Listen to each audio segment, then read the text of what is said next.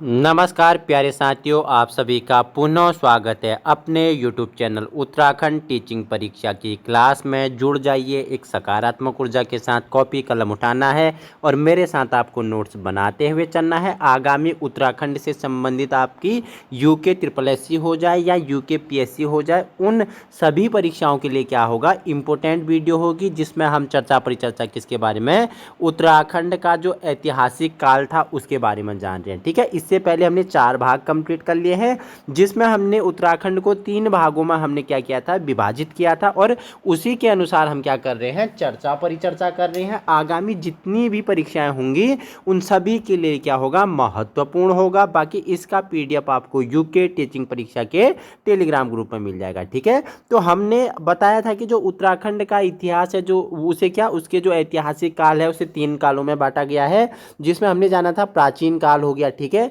प्राचीन काल में हमने कुनिंद, शक, कुषाण और कार्तिकेय वंश के बारे में हमने क्या कर ली थी, चर्चा परिचर्चा कर ली थी। ठीक है, उसके बाद हमने क्या, जो हम कहाँ आए थे, हम मध्यकाल में आए थे। मध्यकाल में हमने कत्यूरी या कार्तिकेय वंश के बारे में चर्चा परिचर्चा की। उसके बाद जो आज हम पढ़ेंगे वो हम पढ़ेंगे चंद वंश के बारे में। ठीक है, चंद वंश के बारे में चर्चा परिचर्चा करेंगे। वीडियो पसंद आए तो उन लोगों तक पहुंचाने की कोशिश करनी है जहां संसाधनों के अभाव है। बाकी जो आपका अजय रावत जी की जो किताब है इतिहास की, उन सभी से आपके लिए बिल्कुल ये मक्खन पॉइंट निकाले हुए हैं। ठीक है, हस्तलिखित नोट्स हैं। जल्द ही आपको इसका क्या, ई बुक भी क्या करवाया जाएगा, प्रोवाइड करवाया जाएगा। आपको जुड़ना है और अधिक से अधिक उन छात्रों तक और उन तैयारी करने वाले स्टूडेंट तक ये वीडियो पहुंचानी है जहां संसाधनों के अभाव हैं। बाकी इससे पहले हमने उत्तराखंड का ज्योग्राफी, जिसके आपके लिए हम बुक्स बना रहे हैं, उसका भी ई बुक्स आपको क्या करवाएंगे, प्रोवाइड करवाने वाले हैं। और बाकी जो आपका क्या, जो आपका नेट JRF की तैयारी कर रहे हैं उनके लिए भी हमने क्या कर दिया, वर्क प्रारंभ कर दिया है। अगर आपका कोई साथी नेट JRF की तैयारी कर रहा है तो आप उन्हें भी क्या कर सकते हो, ज्योग्राफी सब्जेक्ट से क्या, उन तक भी इस वीडियो को शेयर करने की कोशिश कर सकते हो, क्योंकि उनके लिए भी जल्द ही क्या होने वाले हैं, नोट्स अवेलेबल होने वाले हैं। वो भी हमने क्या, सिलेबस बाय सिलेबस प्लस क्या, जो आपका PYQ होता है उससे संबंधित आप हमने बनाया हुआ है। जल्द ही आपके लिए हम क्या करवाएंगे, आपके लिए किताब भी प्रिंट करवाएंगे जिसमें आपको सब कुछ मिल जाएगा। तो आइए, जब हम चर्चा परिचर्चा कर रहे हैं उत्तराखंड के बारे में भी हमने प्रारंभ कर लिया था। ठीक है, उत्तराखंड का इतिहास हमने जाना, उत्तराखंड का ज्योग्राफी भी हमने कुछ वीडियो हमने कंप्लीट कर लिए हैं। और उत्तराखंड का आज जो इतिहास है इसमें हम किसके बारे में चर्चा परिचर्चा करेंगे, जो उत्तराखंड में क्या है, चंद राजवंश है। ठीक है, उत्तराखंड में जो क्या है, चंद राजवंश है, इसके बारे में चर्चा परिचर्चा चर्चा करेंगे। ठीक है, तो चंद वंश का अगर हम बात करें उत्तराखंड में चंद वंश की, तो इसके संस्थापक आपने अलग अलग जाना है। 2 किंवदंतियां हैं, बता देता हूं। एक तो सोमचंद को मानते हैं कुछ इतिहासकार। ठीक है, कि चंद वंश का संस्थापक कौन था, सोमचंद था। और कुछ इतिहासकार किसे मानते हैं, थोहर चंद्र को मानते हैं। ठीक है, ये अब विवादित हो गया। अब हम किसे माने, कौन है उत्तराखंड में चंद वंश का या कुमाऊं में चंद्र वंश का संस्थापक कौन है, थोहर चंद है या सोनचंद है। तो अगर हम सोनचंद की, पहले अगर हम सोनचंद की बात करें, जो प्रसिद्ध विद्वान है, ठीक है, कौन है, एटकिंसन। ठीक है, एटकिंसन महोदय क्या मानते हैं, सोमचंद को चंद वंश का क्या मानते हैं, संस्थापक मानते हैं। ठीक है, क्या मानते हैं, संस्थापक मानते हैं। हमने बताया था कि जब प्रथम धारणा के अनुसार जब कत्यूरी साम्राज्य का क्या हो जाता है, क्या हो जाता है, पतन हो जाता है, तो उसके बाद हमने बताया कि कत्यूरी में क्या, जर्जरता राज सिंहासन क्या हो जाता है, स्थापित हो जाता है। और हमने एक राज्य के शासक के बारे में हमने आपको ब्रह्मदेव या बीरमदेव के बारे में बताया था। ठीक है, बीरमदेव ने क्या किया, बहुत ही अत्याचारी टाइप का, इसने तांडव मचा दिया था उस क्षेत्र में। ठीक है, तो इसके अराजकता को देखते हुए हमने बताया था कि वहाँ के जो लोग थे, ठीक है, जो वहाँ के लोग थे उन्होंने क्या किया कि अपना एक प्रतिनिधि कन्नौज भेजा। कन्नौज के तत्कालीन कौन थे, नरेश कौन थे, बताना मुझे। तो वहाँ भेजा, तो कन्नौज के तत्कालीन जो नरेश थे वो क्या करते हैं, अपने भाई को, ठीक है, अपने भाई सोमचंद को क्या करते हैं, कुमाऊं में भेजते हैं। ठीक है, एक तो किंवदंती ये है सोमचंद पे। ठीक है, थोहर चंद की बात करूँ हम, तो थोहर चंद की 2 अगर हम बात करूँ, चंद वंश को का अगर हम संस्थापक थोहर चंद्र को कह रहे हैं, तो थोहर जवाहर चंद्र के उसमें हमें 2 प्रमाण मिलते हैं। एक तो आपको मिलता है कौन सा, report on Kumaon and Garhwal 1813, ठीक है, जिसके रचयिता कौन है, श्री डब्ल्यू फ्रेजर है, इनके उसमें मिलता है, ठीक है। इन्होंने क्या बोला कि जो चंद वंश के प्रथम राजा का नाम इन्होंने किसके बारे में, थोहर चंद्र के बारे में उल्लेख किया है, ठीक है। अगर हम थोहर चंद्र राजा था, संस्थापक था, इसका दूसरा प्रमाण की बात करें तो आपका दूसरा प्रमाण था किंगडम ऑफ नेपाल, ठीक है, जो क्या सन 1881 में फ्रांसिस हैमिल्टन ने जयदेव त्रिपाठी के पुत्र कनक निधि प्रेम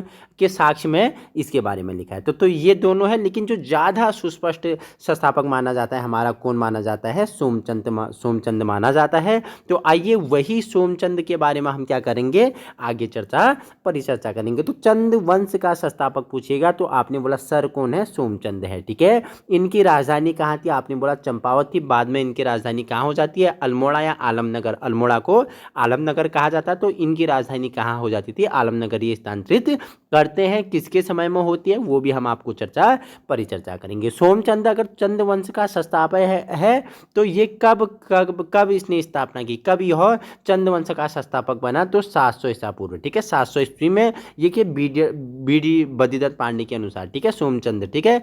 सोमचंद क्या था, एक मांडलिक राजा था। मांडलिक राजा क्या होता है, जो किसी दूसरे राजा मतलब कि अपने से उच्च शासक को क्या देता है, कर देता है, ठीक है। तो ये डोटी के राजा हुआ करते थे, जयदेव मल्ल, ठीक है।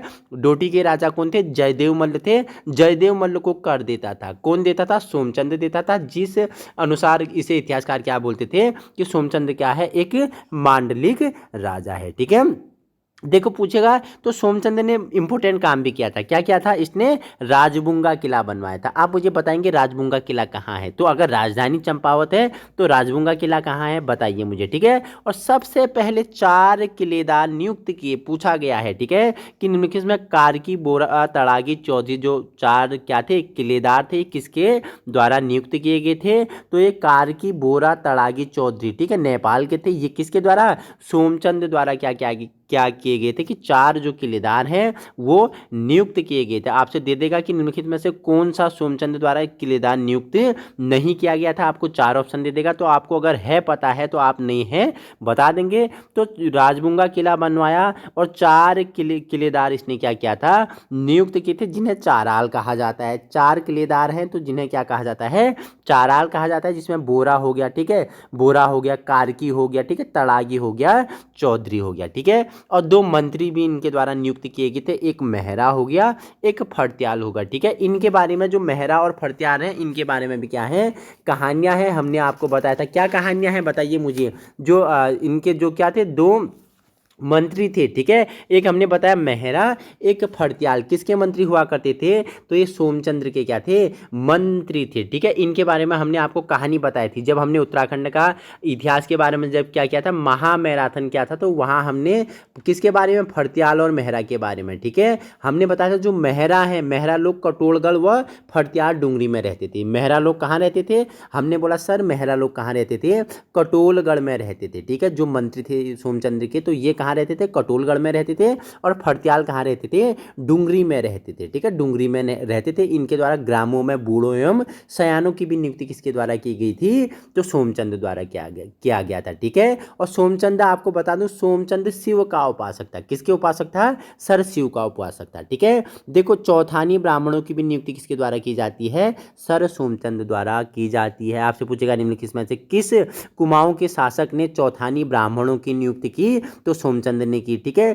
चाराल हमने बता दिया, कार्की, बोरा, तड़ागी, चौधरी नेपाल के थे। 2 मंत्री हुआ करते थे, मेहरा, अब मुझे बताना मेहरा कहाँ के थे, ठीक है, और फर्त्याल कहाँ के थे, ठीक है। इन्होंने गांवों में क्या बूढ़ों और सयानों की नियुक्ति की थी, ठीक है। मैंने बताया था ये क्या, डोटी के राजा कौन थे बताओ मुझे, जयदेव मल्ल थे। उनके ये क्या हुआ करते थे, उनके मांडलिक राजा थे, उन्हें ये क्या करते थे, कर दिया करते थे, ठीक है। आइए अब हम परिचर्चा करेंगे चंद वंश के जो क्या थे, प्रमुख राजा थे, उन सभी के बारे में हम जानेंगे। तो सबसे पहले आपके आते हैं इंद्रचंद्र, ठीक है। इंद्रचंद्र की बात करूं तो 758 से लेकर 778 तक ये क्या करते हैं, कुमाऊं पर शासन करते हैं। इनके समय में उत्तराखंड में क्या, रेशम उत्पादन का निर्यात अधिक हुआ था। बहुत ही इंपॉर्टेंट टेस्ट लगा लेना है, रेशम उत्पाद का जो निर्यात और आयात हुआ उत्पादन हुआ वो किसके काल में, इंद्रचंद्र के कार्यकाल में हुआ था। लगभग 20 वर्षों तक राज्य किया था। ठीक है, कितने वर्षों तक आपने बोला सर, 20 वर्षों तक। कितने वर्षों तक, 20 वर्षों तक। ठीक है, नेपाल के मार्ग से चीन से व्यापारिक संबंध बनाए और जो पटलगल वाली प्रथा क्या थी, ठीक है, वाली जो प्रथा थी ये क्या थी बताइए मुझे।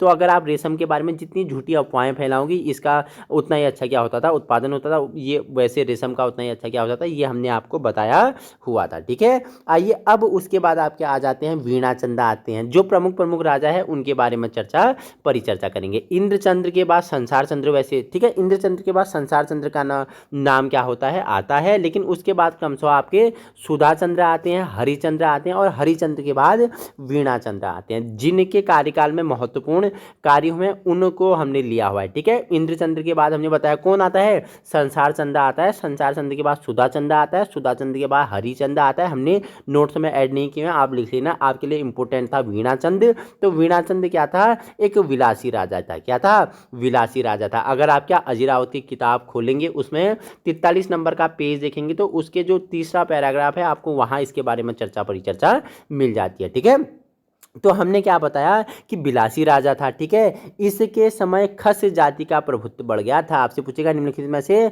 वह चंद्रवंश का वह कौन सा शासक था जिसके समय खस जाति का प्रभुत्व बन गया था, बढ़ गया था। तो ये आपका कौन था, वीणाचंद्र था। 200 वर्षों तक उत्तराखंड में इसने शासन किया था। कितना, 200 वर्षों तक इसने उत्तराखंड में शासन किया था। किसके बारे में, ये हमें चंपावत के बालेश्वर मंदिर से जो क्या प्रमाण प्राप्त हुए हैं, लेख प्राप्त हुआ है। ठीक है, उससे हमें इसके बारे में जानकारी भी मिलती है। ठीक है, वीणाचंद्र के बाद आते हैं वीरचंद्र। ठीक है, वीरचंद्र था, वीर मतलब कि शक्तिशाली था, पावरफुल था। ठीक है, 1065 से लेके 1080 तक शासन करता है। ये खस जाति का अंत का श्रेय किसे जाता है, वीरचंद्र के को जाता है। जब वीणाचंद्र के उसमें खस जाति का प्रभुत्व बढ़ता है तो उसको अंत उसे खदारता, यहाँ से खदेड़ता कौन है, उनका अंत कौन करता है, वीरचंद्र करता है। वीरचंद्र के बाद जो 70वां शासक हुआ था वो था नानकी चंद्र। महत्वपूर्ण, हमने जितने आपके लिए महत्वपूर्ण है हमने वही राजाओं के बारे में आपके लिए क्या किया गया है, इंपोर्टेंट है, जो वही हमने क्या किया है, इंपोर्टेंट है, वही हमने आपके लिए ऐड किया है। नानकी चंद की बात करो तो 1177 से लेके 1195 तक शासन करते हैं। अशोक चल्ल ने आक्रमण किया था। ठीक है, हमें कहाँ से पता चलता है कि नानकी चंद के उसमें अशोक चल्ल ने आक्रमण किया था, कि जो गोपेश्वर से जो त्रिशूल लेख प्राप्त होते हैं उसमें ऐसी प्रमाण हमको प्राप्त होते हैं। ठीक है, थोहर चंद्र हमने बता दिया कि थोहर चंद्र को चंद्रवंश का संस्थापक कौन मानता है, हमने पहले ही परिचर्चा कर दी। ठीक है, उसके बाद आपके लिए 25वें नंबर के राजा आते हैं त्रिलोक चंद्र की। अगर हम बात करूं, त्रिलोक चंद्र का शासनकाल कब था, 1296 से 1303 तक इसका शासनकाल था। इसने राज्य का विस्तार किया। वह छखाता परगना जीता। देखो नैनीताल के लिए छखाता शब्द प्रयोग किया गया था। ठीक है, तो छखाता परगना को कौन जीता है, त्रिलोक चंद्र जीता है। और भीमताल में इसने क्या बनवाया था, किला भी बनवाया था। ठीक है, 25वें के बाद आपके लिए जो 28वां नंबर का राजा हुआ अभय चंदा आपके लिए इंपोर्टेंट होता है। 1344 से लेके 1374 तक क्या करता है, कुमाऊं पर शासन करता है। यह चंद वंश का पहला शासक था जिसके बारे में जानकारी इसके स्वयं के अभिलेखों से प्राप्त होती है। आपसे पूछेगा कि चंद वंश का वह कौन सा पहला राजा था, शासक था, जिसके बारे में जानकारी स्वयं के अभिलेखों से प्राप्त होती है, तो अभय चंद था। उसमें जो अगर प्रमुख लेख बात करूं तो एक आपका लेख है मालेश्वर जैन अभिलेख है। ठीक है, पुत्र प्राप्ति हेतु इसे परिचर्चा है। दूसरा है चौकनी बुरा मंदिर अभिलेख है। ठीक है, इसकी मृत्यु पर ज्ञानचंद्र ने इसके श्राद्ध के अवसर पर एक ताम्रपत्र द्वारा भूमिदान दिए जाने की घोषणा की है। ठीक है, उसके बाद आपके आ जाते हैं 29 नंबर के ज्ञान गरुड़चंदा आ जाते हैं। क्या ना कौन आ जाते हैं, ज्ञान गरुड़चंदा आ जाते हैं 1374 से 1420 तक। ठीक है, देखो अजय रावत ने बोला है तो 1374 की जगह अजय रावत ने बताया 1365 से लेकर 1420 तक किसने, अजय रावत ने बताया था। वह पहला चंद राजा था। वह क्या था, पहला चंद राजा था जो दिल्ली के सुल्तान फिरोज शाह तुगलक के दरबार में भेंट अर्पित करता था। ठीक है, पहला चंद वंश राजा, अगर दिल्ली के शासक को भेंट अर्पित कर रहा है तो दिल्ली के शासक के साथ इसके क्या है, संबंध है। ठीक है, तो देखो चंद वंश का क्या था, सबसे शक्तिशाली राजा था। क्या था, सबसे शक्तिशाली राजा था। कौन था, ज्ञान गरुड़ चंद। ठीक है, संबंध किसके साथ थे, तुगलक वंश के राजा किसके साथ, फिरोज शाह तुगलक को यह क्या करता था, दरबार में यहाँ से क्या ले जाता था, अच्छी अच्छी वस्तुएं लेके उसे भेंट करता था। पहला चंद शासक था जो दिल्ली में क्या, फिरोज शाह तुगलक के दरबार में नजराना देता था। नजराना मतलब जो आज आप गिफ्ट देते हो उसे ही क्या कहा गया है, नजराना कहते हैं। ठीक है, गरुड़ चंद की उपाधि से किसने दी थी, गरुड़ चंद की उपाधि से फिरोज शाह तुगलक ने दी थी। मझेड़ा ताम्रपत्र में ज्ञान चंद्र को श्री राजा विजय ब्रह्म कहा गया है। आपसे पूछेगा कि निम्नलिखित में से गरुड़ ज्ञान चंद्र को श्री राजा विजय ब्रह्मा किस ताम्रपत्र में कहा गया है, तो मझेड़ा ताम्रपत्र में कहा गया है। ठीक है, तो ये आपके लिए इंपॉर्टेंट है। उसके बाद हमने आपको बताया था कि 1420 से 1433 तक हरिचंद द्वारा ज्ञानचंद, आत्मचंद, हरिचंद इन्होंने क्रमशः क्या किया था, राज्य किया था। लेकिन उसके बाद जो आपके क्या आते हैं, जो आपके भारती चंद आते हैं, 35 नंबर के राजा जो आपके भारती चंद आते हैं, भारती चंद्र का अगर शासनकाल की बात करो तो 1437 से लेके 1450 तक ये क्या करते हैं, उत्तराखंड में कुमाऊं में शासन करते हैं। तो इनके कार्यकाल में क्या क्या हुआ था उसके बारे में भी हम परिचर्चा कर लेंगे। ठीक है, तो इनके कार्यकाल में क्या होता, कुमाऊं की एक वीरांगना थी। ठीक है, नाम था भागाधौन्या। ठीक है, भागाधौन्या से क्या, द्वंद्व युद्ध किस राजा का हुआ था, भारती चंद्र से हुआ था।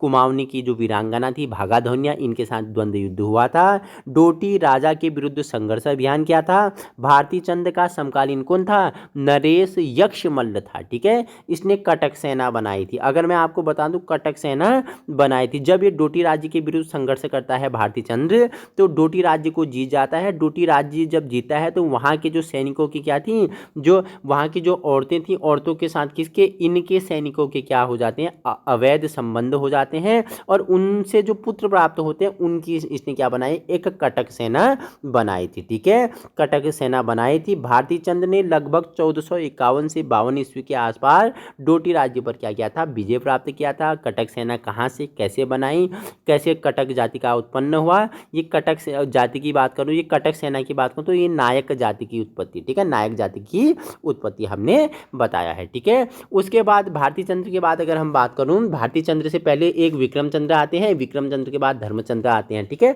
उनके बाद भारती चंद्र आते हैं, हमने आपको बताया है। ठीक है, भारती चंद्र के पवाड़े कुमाऊं के इतिहास में विशेष क्या है, महत्व है, क्योंकि हमने बताया जो प्रसिद्ध क्या थी, वीरांगना भागाधौन्याल थी, भागाधौन्या भी कहते हैं, उनके साथ भारती चंद्र का क्या हुआ था, द्वंद्व युद्ध भी हुआ था। पवाड़ों व भड़ाकों में गुणगान किया जाता है इनका। और भारती चंद्र ने 1437 ईस्वी से लेकर 1470 तक क्या किया था, शासन किया था। ठीक है, नेक्स्ट उसके बाद आपके 36 नंबर के राजा आते हैं, कौन, रतन चंद्र आते हैं। 1450 से लेके 1488 तक क्या करते हैं, ये शासन करते हैं। ठीक है, और पहला भू बंदोबस्त भी इनके ही शासनकाल में होता है, रतन चंद्र के उसमें होता है। उसके बाद आपके आ जाते हैं, कौन आ जाते हैं, कीर्ति चंद्र आ जाते हैं। कीर्ति चंद्र भी हमने बताया था, कौन आते हैं, कीर्ति चंद्र आते हैं। कीर्ति चंद्र के बारे में आप मुझे बताना, 2 फैक्ट बता दो मुझे कीर्ति चंद्र के बारे में। ठीक है, कीर्ति चंद्र की बात करूँ तो बताओ मुझे 2 फैक्ट। तो कीर्ति चंद्र कब, 1488 से लेके 1506। ठीक है, 1506, ये 1503 है, लेकिन अजय राउत की उसमें कितना दिया है, बताओ मुझे कितना दिया, अजय राउत की उसमें कितना दिया है कीर्ति चंद्र का शासनकाल, बताइए मुझे फटाफट बताएंगे। ठीक है, तो हमने 2 आपको शासन बताए हुए हैं, शासनकाल नहीं पूछेगा लेकिन राजाओं का क्रम आपसे पूछ लेता है। ठीक है, जैसे इस बार आपका पीसीएस में, लोअर पीसीएस में राजाओं का क्रम पूछा था, हमने आपको बताया था, जो हमने मैराथन की थी ना, वहाँ बताया था, बहुत सारे क्वेश्चन आपके हूबहू बन गए थे। ठीक है, तो कीर्ति चंद्र के बाद आपके आते हैं भीष्मचंद्र आते हैं, ये भी महत्वपूर्ण है। ठीक है, 1555 से लेके 60 तक क्या करते हैं, कुमाऊं पर शासन करते हैं। अब देखो, हमने बताया जब सोमचंद्र राजा थे तो उन्होंने राजधानी कहाँ थी उस समय, चंपावत थी, लेकिन चंपावत से आलमनगर बोलते थे, आज हम अल्मोड़ा बोलते हैं जिसे, तो अल्मोड़ा को ये आलमनगर बोलते थे। तो वहाँ से चंपावत से कहाँ ले गए, अपने राजधानी अल्मोड़ा ले गए और खगमरा किले का निर्माण करवाया। ठीक है, आपसे पूछेगा निम्नलिखित में किस स्थान पर खगमरा किला है, तो अल्मोड़ा है। सर कहाँ है, अल्मोड़ा है। ठीक है, किसने बनाया? सर भीष्मचंद्र ने बनाया। और चंपावत में शासन करने वाला अंतिम शासक आपसे पूछेगा। देखो चंपावत में शासन अंतिम शासक, अगर इसने अपनी राजधानी बदल दी, अल्मोड़ा चले गया, तो आप चंपावत का तो वजूद ही नहीं है ना, क्योंकि ये अल्मोड़ा चले गया। इसके सारे कार्य कहाँ से होने लगे? अल्मोड़ा से होने लगे। तो चंपावत में शासन करने वाला क्या अंतिम शासक कौन था? भीष्मचंद्र था। भीष्मचंद्र आपका कौन सा नंबर का था आप मुझे बताएंगे। ठीक है, उसके बाद आपके 44 नंबर के राजा आते हैं बालो कल्याण चंद्र आते हैं। 1560 से लेके कब 1568 तक ये क्या करते हैं? कुमाऊं में शासन करते हैं। कौन? बालो कल्याण चंद्र। ठीक है, उनके बारे में बताऊं तो मणकोटी राज्य को भी चंद राज्य में मिलाकर चंपावत से राजधानी अल्मोड़ा पहुंचाई और मणकोट के उपरेती व पंथों को राज्य कर्मचारी बनाकर अल्मोड़ा ले गया। कौन? तो बालो कल्याण चंद्र। कौन ले गया? बालो कल्याण चंद्र। ठीक है, इसके शासनकाल में चंद वंश की राजधानी अल्मोड़ा हमने बताया अल्मोड़ा बनकर पूरी हुई। देखो स्थानांतरित हुई थी, किसके उसमें हुई थी? हमने बताया था किसके उसमें हुई थी? स्थानांतरित करने का श्रेय जाता है भीष्मचंद्र को, लेकिन बनकर पूर्ण कब हुई? किसके शासनकाल में हुई? बालो कल्याण चंद्र के उसमें। ठीक है, देखो काला पानी गाड़, ठीक है, काला पानी गाड़ अगर बात करूं तो इसका अभिलेख प्राप्त हुआ है कहां से? पिथौरागढ़ से प्राप्त हुआ है। लालमंडी किले का निर्माण करवाता है कब? 1563 में। कहां? अल्मोड़ा के पलटन बाजार में, जिसे आज क्या फोर्ट मायरा के नाम से भी जाना जाता है। आपसे पूछेगा निम्नलिखित में किस किले को फोर्ट मायरा के नाम से जाना जाता है? तो इसकी स्थिति अगर हम बात करें तो पलटन बाजार है अल्मोड़ा में। ठीक है, इसे क्या आप फोर्ट मायरा भी कहते हैं, जिसे लालमंडी किले का निर्माण किसने? बालो कल्याण चंद्र ने। ठीक है, मणकोटी राज्य को चंद्रवंश में मिलाया, हमने बता दिया यह क्या था? प्रजा हितैषी था। ठीक है, इसके बाद आपके लिए महत्वपूर्ण राजा आ जाते हैं रुद्रचंद्र। कौन आ जाते हैं? रुद्रचंद्र आ जाते हैं। 1568 से लेके 1597 तक क्या करते हैं? कुमाऊं के क्षेत्र में शासन करते हैं। अकबर का समकालीन था। रुद्र क्या था? अकबर का समकालीन था। रुद्रचंद्र ने अकबर की अधीनता स्वीकार की थी। आपसे पूछेगा कि निम्नलिखित में से किस चंद वंश के राजा ने अकबर की अधीनता स्वीकार की थी? तो रुद्रचंद्र, ये वही रुद्रचंद्र है जो जिसने क्या रुद्रपुर नगर की स्थापना की थी। ठीक है, रुद्रपुर नगर आज जो आपका क्या उधम सिंह नगर में पड़ता है।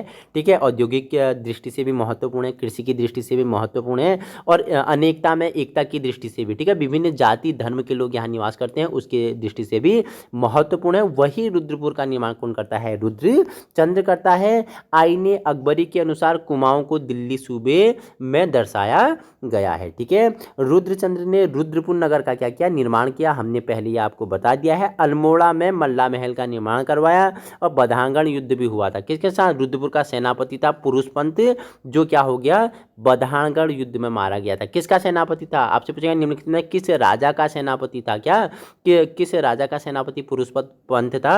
या पूछेगा रुद्र चंद्र का जो सेनापति था जो बधांगण के युद्ध में मारा गया था, उसका नाम क्या है? पुरुषपंत है। ठीक है, रुद्रचंद्र ने कुछ महत्वपूर्ण किताबें लिखी। ठीक है, उनमें से आपका जो प्रमुख है वो है त्रिवेणिक धर्मनिर्णय नामक धर्मशास्त्र लिखा। ठीक है, ब्राह्मणों को इसने निम्न वर्गों में बांटा। ठीक है, ब्राह्मणों को चौथानी ब्राह्मण, तिथानी ब्राह्मण और पितलीय ब्राह्मण। ठीक है, और औलीय ब्राह्मण, जब बारिश होती थी तो थाली बजाते थे ना, वो हमने औली ब्राह्मण आपको बताया था। ठीक है, कुछ अन्य वर्गों को नियुक्त किया, जैसे गुरु हो गया, पुरोहित हो गया, वैद्य हो गया, ठीक है, सईस हो गया, राजकोली हो गया, पहरी हो गया, बनजिया हो गया और टमटा हो गया। ये अन्य वर्ग किसने?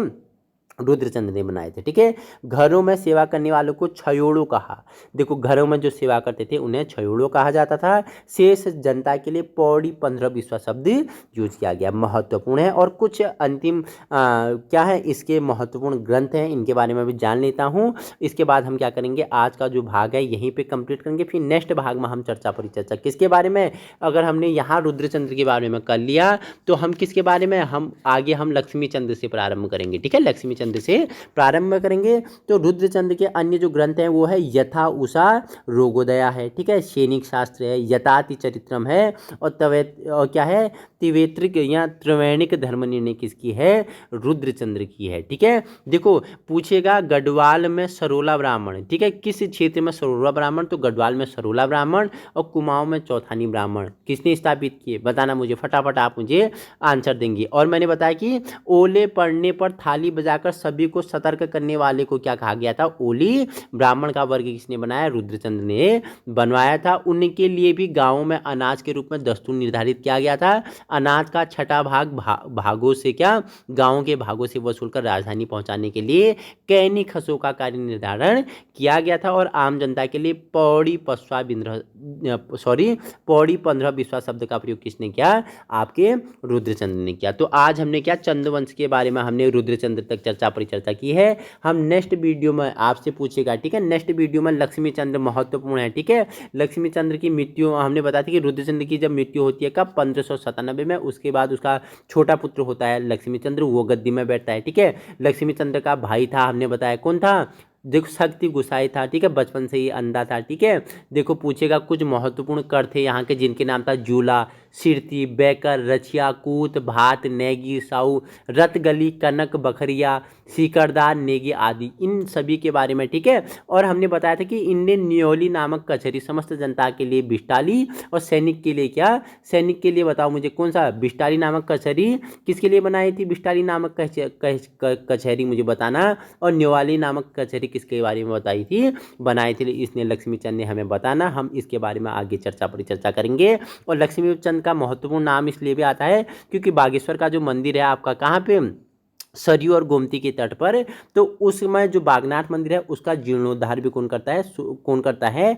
लक्ष्मी चंद्र करता है 1602 में, ठीक है। ऐसे ही वीडियो पाने के लिए आप अभी अपने यूट्यूब चैनल उत्तराखंड टीचिंग परीक्षा की क्लास को संलग्न कर सकते हो। वीडियो पसंद आए तो अधिक से अधिक उन लोगों तक पहुंचाने की कोशिश करें जहां संसाधनों के अभाव है। बाकी इस वीडियो की PDF आपको अभी तक जो 4 से 5 भाग हमने कंप्लीट कर लिए हैं, इसका PDF आपको यूके टीचिंग परीक्षा के टेलीग्राम ग्रुप में अवेलेबल हो जाएगा। आप वहां जुड़ सकते हैं। वीडियो पसंद आए, हमारी मेहनत आपको पसंद आए तो उन साथियों तक पहुंचाने की कोशिश करनी है जहां संसाधनों के अभाव है। बाकी हम आपको क्या वहां से अजय रावत की किताब से मक्खन निकाल के देंगे और उसके साथ जो आपके लिए एक्स्ट्रा पॉइंट है उनके बारे में चर्चा परिचर्चा करेंगे। Thank you so much.